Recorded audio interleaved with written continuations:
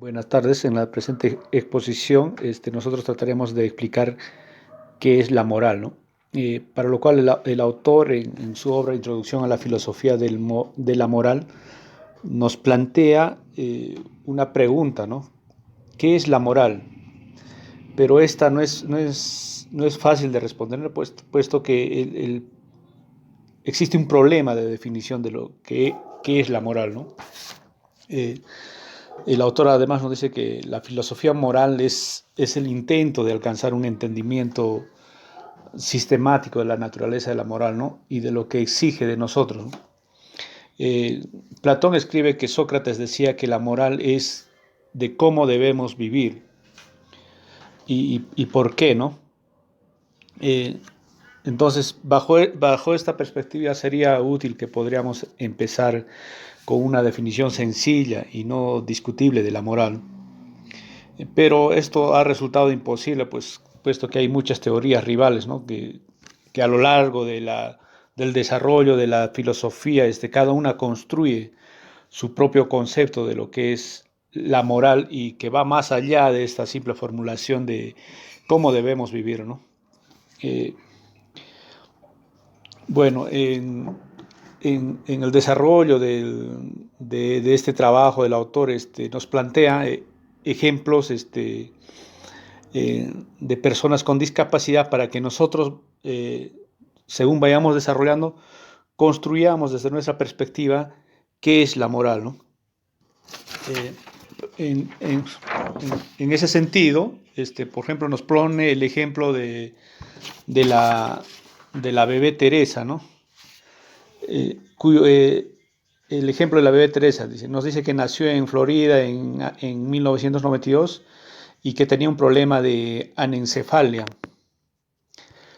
La anencefalia es un defecto congénito en la que los bebés nacen sin encéfalo, cerebelo y casquete del cráneo, ¿no? En Estados Unidos, la mayor parte de los casos de anencefalia se detectan durante el embarazo y en la mayor parte de los casos son abortados, ¿no? De los que no son así, la mitad nacen muertos, o sea, cada año unos 300 nacen vivos y comúnmente mueren a los pocos días, ¿no? Los padres de Teresa, sabiendo que su hija no podría vivir mucho e incluso si pudiera sobrevivir nunca tendría la vida consciente, eh, al ver esto ellos voluntariamente ofrecieron los órganos de Teresa para ser donados a...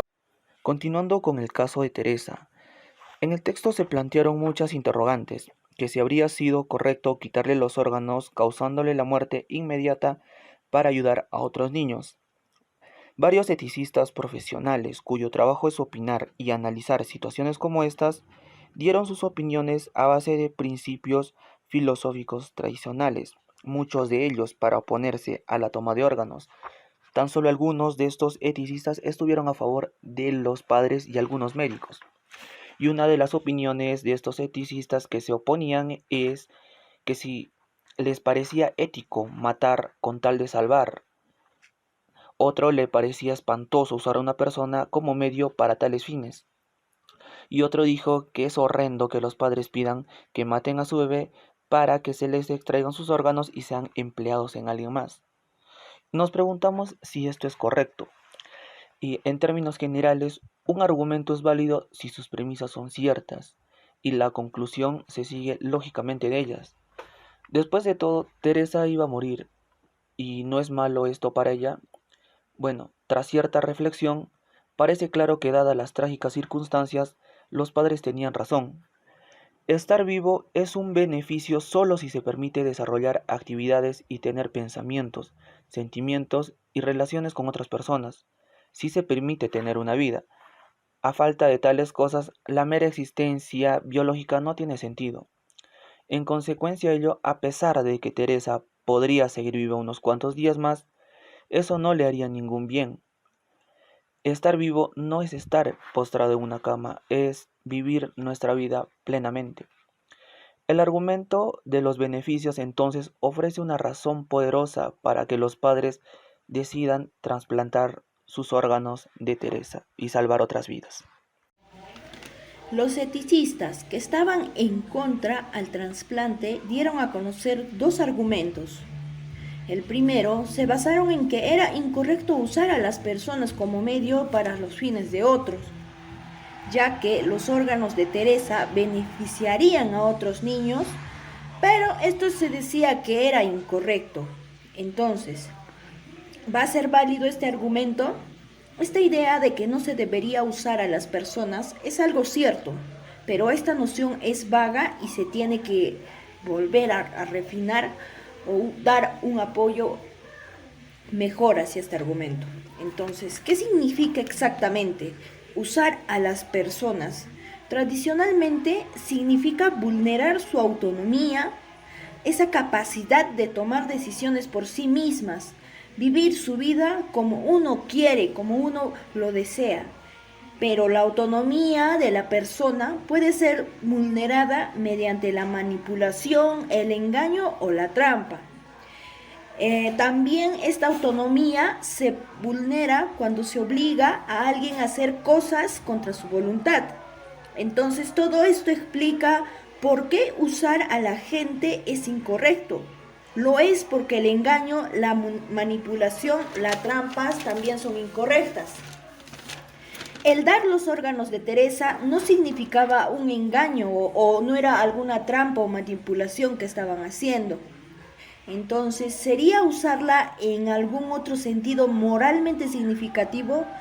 Por supuesto, ya que estos órganos estarían en beneficio de alguien más, y eso es lo que se hace en cada trasplante. ¿Se estaría haciendo sin autorización?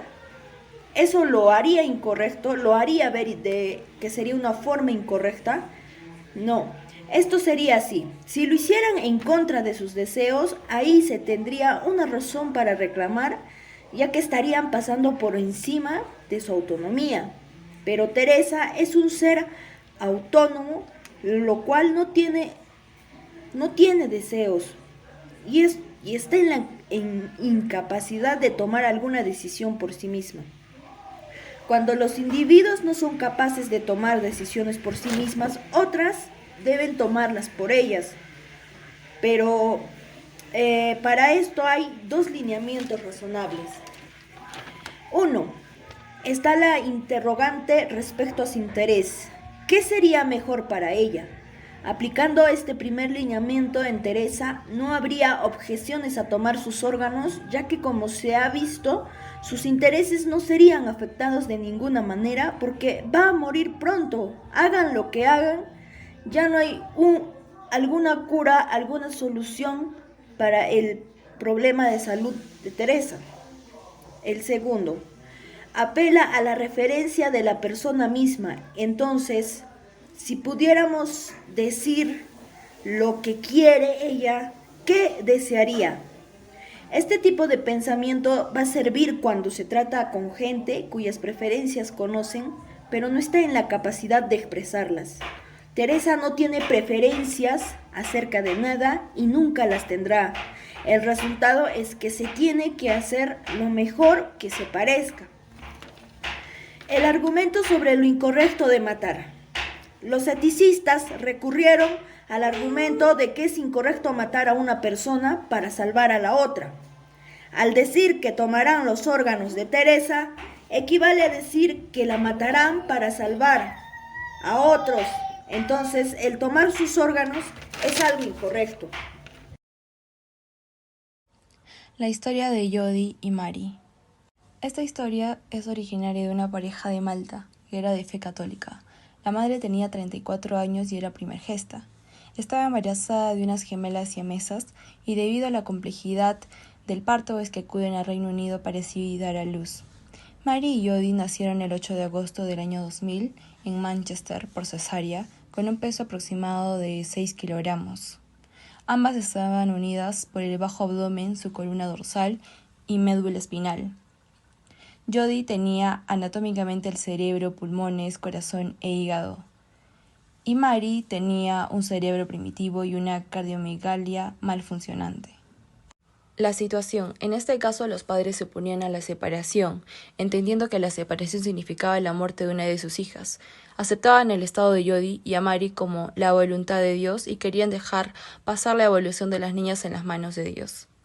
mientras por otro lado los médicos recomendaban la intervención quirúrgica para así poder salvar a una de ellas. En este caso habrían dos posibilidades. Si se daba la intervención, la muerte era segura para una de las gemelas, la más débil. Entonces habría un sentimiento de culpa por los progenitores y una decisión de los médicos. Habría secuelas, habría una decisión por los padres y posteriormente la entrega a una custodia. Y si no se daba la intervención, era evidente la muerte de ambas hermanas. En este caso intervenía la decisión de los padres, la frustración de los profesionales y una excepción de principios. Finalmente, el hospital, creyéndose obligado a hacer lo que pudiera hacer para salvar por lo menos a una de las niñas, pidió una autorización a los tribunales para así poder separarlas, a pesar de los deseos de los padres. El permiso fue concedido el 6 de noviembre y se realizó la operación, y como se esperaba, Jody vivió y Mary murió.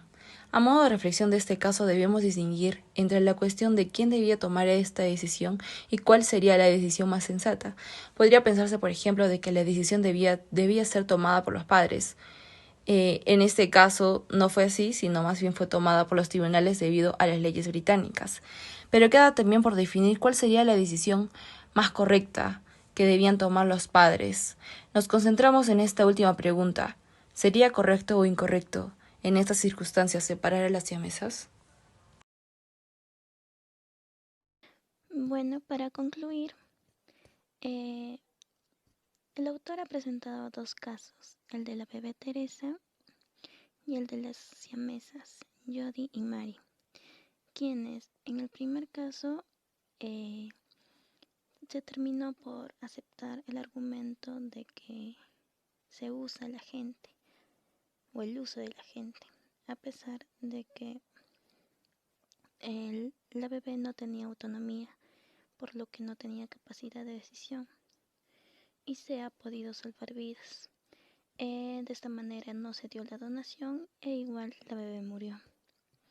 Es claro que no se estuvo viendo la parte de que la niña no tenía algún beneficio de poder desarrollar capacidades o actividades porque su vida ya estaba acortada. En el segundo ejemplo vemos de las siamesas Jody y Mary, quienes una tenía más posibilidad de vivir que la otra. Termina con el argumento de que se tiene que salvar la vida de una, aunque los padres tenían la concepción de dejar toda voluntad de Dios. Esto que podría conllevar a la muerte de las dos niñas. De esta manera se estudia la moral de salvar a una bebé o no salvarla. En ambas situaciones se ve que en un caso no tiene muchas esperanzas de vida y ha podido tener otros niños esperanzas de vida. En el otro caso, de igual manera. Es acá que nos quedamos con la pregunta: ¿cuál es la concepción mínima de la moral? ¿Se encuentra la imparcialidad dentro de estos casos y las razones estuvieron basadas en los hechos? Entonces podríamos analizar de esta manera, ¿no? Si había razones justificadas basadas en hechos objetivos, reales, basadas en la realidad para tomar tales decisiones. Gracias.